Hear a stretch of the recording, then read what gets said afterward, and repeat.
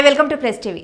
సమాజం తలదించుకునే ఘటన మదనపల్లి చిన్నారి రిషిక ప్రియ హత్యోదంతం ఇప్పుడు ఒక ఊహించని మలుపు తిరిగింది. నిన్నటి వరకు ఆ చిన్నారిని పొట్టన పెట్టుకున్న ఆ మృగాడు ఎక్కడా అని అంతా వెతుకుతుంటే ఇప్పుడు అందుతున్న సమాచారం రాష్ట్ర వ్యాప్తంగా సంచలనం సృష్టిస్తుంది. అసలు ఆ రాత్రి ఏం జరిగింది? ఆ కిరాతకుడు ఇప్పుడు ఏమయ్యాడు? సోమవారం సాయంత్రం ఆడుకుంటున్న రిషికను కులవర్ధన్ అనే నిందితుడు మాయమాటలతో తన ఇంట్లోకి తీసుకెళ్లాడు. తల్లిదండ్రులు కళ్లల్లో ఒత్తులు వేసుకొని వెతికినా ఆచూకీ దొరకలేదు.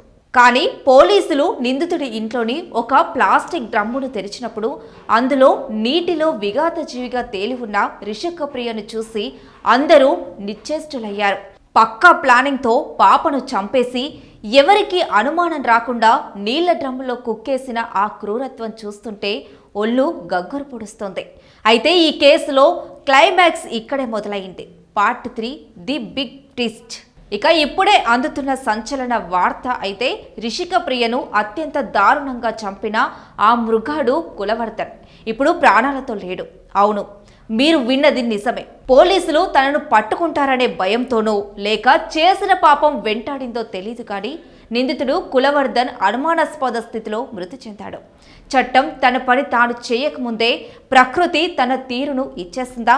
లేక దీని వెనుక ఇంకేదైనా కోణముందా? పాపను చంపి నీళ్లలో డ్రమ్ములో పడేసిన ఆ కిరాతకుడు ఇప్పుడు తను కూడా శవమై తేలడం మదనపల్లిలో పెను సంచలనంగా మారింది.